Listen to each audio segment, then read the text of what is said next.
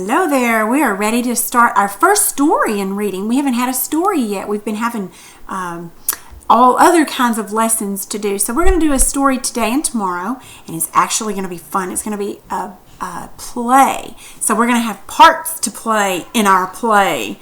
Okay, so what I want to do now is I'm going to switch over to another screen, and we're going to go over a few vocabulary words, some words that we're going to run across as we read so that you'll know what it is when we come to it. The others, I want to show you a picture of something. I want to explain something to you, okay? All right, so let's look at our vocab words. Okay, so these words underlined with red are going to be the words that we're going to run across. We just put them in a sentence so that you can see them and just kind of know what be aware that they're coming. So this one is astounded. Because of our lack of practice, our victory astounded the coach. What do you think that means? It means he was surprised. What about the king sat on his throne holding his royal scepter? Well, you might have seen a picture of a king before who sits down and he has this fancy schmancy looking thing in his hand, and sometimes he'll hold it up and sometimes he'll put it down, and it's sometimes it shows it's like a pretty stick thing that has this ball on the end of it. It's just kind of a stick for a king. That's what a scepter is. Lost in the wilderness, the puppy had to fend for himself.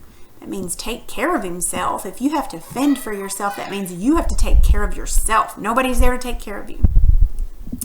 And I've never heard of this word, bleary. After studying all night long, Trent's eyes looked red and bleary. Well, if that were me, I'd probably say blurry, but I guess they don't look blurry, huh? That wouldn't be correct. So red and bleary, it means he was really looking pretty bad. Now, I want to show you a picture of something.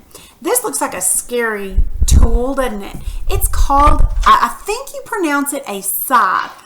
I'm not sure if it's a scythe or what, but it's kind of spelled differently. It's spelled S-C, well, let's see, you might can see it up here somewhere. Right here. Here's the word right there. S-C-Y-T-H-E, a scythe. What in the world do you think that's ever been used for? Do you think that's a tool that we use anymore? No. But back in the day, before they had all these fancy schmancy tools that they have right now, that's what they had to use to cut down the grain. And then they'd take the grain and then have to grind it up so they could have flour. And then with the flour, they would make bread and different kinds of things such as that. All right, so let's go back here. All right, so let's go ahead and look at our page. We're on page 27 in our book. Now, do you see the green box underneath that castle? Now, you can look at this picture and you can tell that this play obviously is fictional. It means it's not real. It's probably fanciful. But do you see the box where it says cast? What do you think that is? It's the characters in the play. And there's a lot of them. What's a narrator? Somebody that tells the story. There's two of them. There's two different narrators. So you have a king, a princess, a mother, oldest son, second son, youngest son.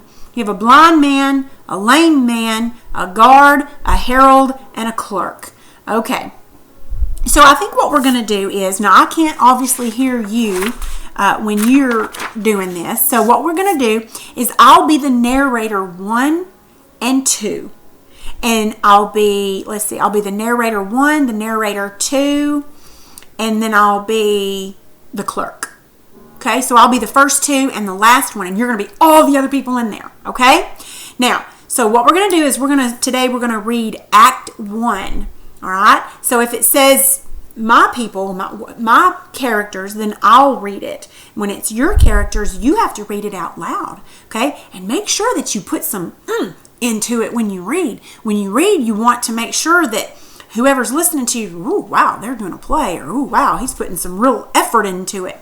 All right, so here we go. Now, as we're doing the play, I want you to be listening to the things about the king. I want you to find out if you think, or who it is that thinks the king is wise. And what does the wise king do, or what does the king do to show his wisdom? So that's what you're going to be listening for. Is he wise? Who thinks he's wise? And what does he do to be wise? Okay? All right, here we go. Act 1. Here we go.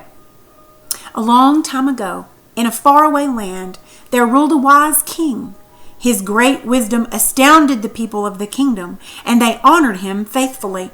It put fear into the heart of every enemy, for none of them could do anything to harm him or his kingdom. During the years of his reign, wisdom came to be valued more than the highest diamonds or the purest gold. The wise king often journeyed through his kingdom to listen to the folk who served him, and many said that each mile he rode multiplied his wisdom. His young daughter always traveled with him, winning the peasants' hearts with her charming smile and gracious heart. But as the years passed, the king grew old. Many times the good people of the kingdom wondered who would reign when the king would no longer raise his scepter. No royal son had been born to take his place. The wise king knew the thoughts of his subjects.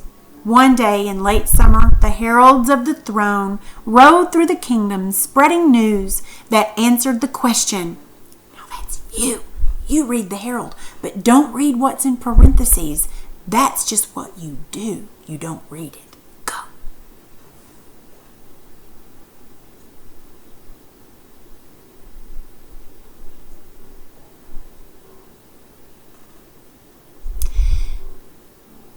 I hope you're done. Many young men of the kingdom heard the proclamation and flocked to the palace to answer the king's challenge. One by one, they failed and returned home. Meanwhile, in a far corner of the kingdom, there lived a widow and her 3 sons. The sons plowed their stubborn corner of land, raising just enough wheat to feed themselves through the winter. The widow gave her sons all the schooling they required. Many of the villagers could not read as well as the 3 boys or figure half so quickly.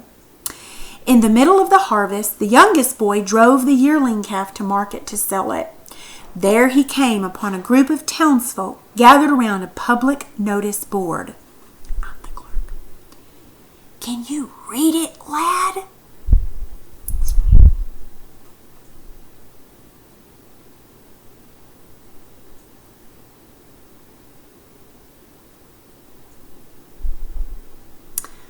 Oh, me. Imagine that. I'm off at once to try for such a prize. Care to join me?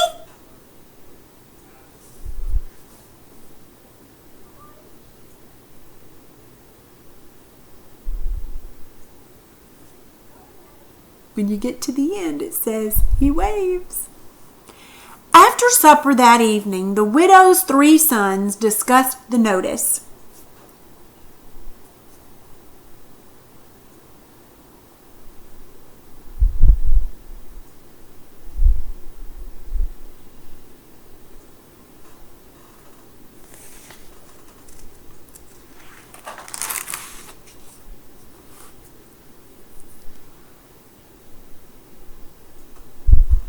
Okay, I'm starting with my part on page 30 on narrator number 1. If you're not done reading, pause it and keep reading it, okay? Here's narrator number 1 on page 30. So, in the early morning light of the next day, the youngest son waved goodbye as his brothers set out on the same road the oldest son had traveled.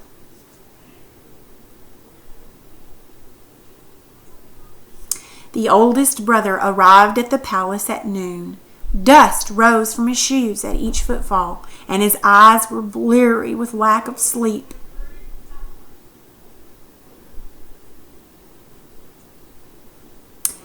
The guard ushered him into the throne room where the king offered him meat and drink.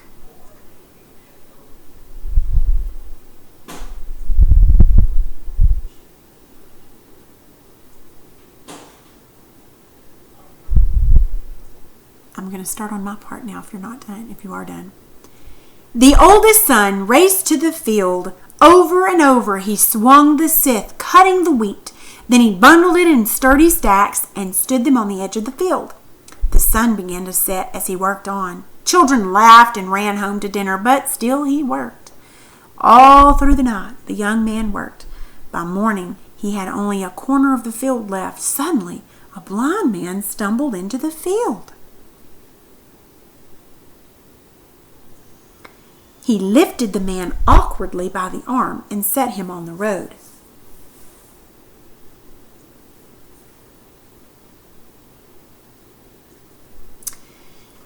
The oldest son increased his pace, swinging, cutting, and bundling until the field stood clean. At the last swoosh of his scythe, he saw the king drive up in his coach.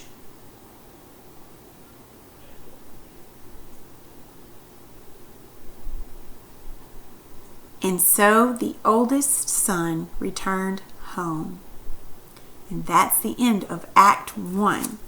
All right, so I'm going to ask you a few questions about this just to make sure you understood it. I hope I didn't go too fast. If I did, I apologize, but I don't know where you are. So what does the author write to let you know this story is make-believe? How do you know? Other than the picture, what does he write that lets you know it's make-believe? Look at the very first sentence on the very first part of it. A long time ago in a faraway land. That right there makes you know that this is not a true story. What is valued more than diamonds or gold in this kingdom? Wisdom. Why do the people honor the king so faithfully? Because he's so wise. That's right. Well, what makes you think that the wise king cares for his subjects? What does he do? He travels around seeing his subjects. Who travels with him? His daughter travels with him. How is the princess like her father? They like her, right? And she seems good and wise, doesn't she? Okay, let's look at our pages. We're going to do work text page, I think it's 13 and 14. Yeah, it's pages 13 and 14. So let's look at that page 13 in your work text. It says, looking at how a word is used in a sentence can help you decide the meaning of that word. Now, it says to read the following story and then choose a synonym from the words below to replace each colored word. Now, a synonym is a word that means the same as another word. So, for instance, look at all these words down at the bottom beside the castle. You've got messengers, brought, farmers, treasured, blurred, rod, provide, position, and surprised. Your assignment on this page is to read each sentence. And the word that's bold in green, you need to choose a word below here that should take its place. It's a word that means the same, and it would take its place. And so you'll write that word on the blank. And I'm probably going to grade this page. It should be pretty easy if you read the sentence and know what the sentence means. You can find the word that goes with that. All right, now, before you finish, before you start, look at page 14. This is the next page. Now on this page, you need to match the people with what they said, with their quotations. So you'll draw a line from each of the characters. You've got the second son, the oldest son, the king, the princess, the youngest son, and the mother. And you'll need to read all those things in the center. Those are quotations. Those are quotes, what each of those characters said. And draw a line from each character to the quote that they said. If you don't remember, you can look back in your book. All right? Now, look at the very bottom. It says, discover true riches. It says, the most valuable treasures cannot be bought. On each of these coins, write the name of something worth more to you than gold or silver. And look at that Proverbs. Proverbs 16:16. How much better is it to get wisdom than gold, and to get understanding rather to be chosen than silver. I'll name some things: my children, my husband, my family, our health. Those things to me are, and Jesus most definitely, my salvation. Those are the things to me that are just, nothing could buy those. Nothing ever at all. Nothing in the world. So you write down some things on those coins down there. And I'm going to grade both of these pages. I think you should do pretty well on these, okay? All right.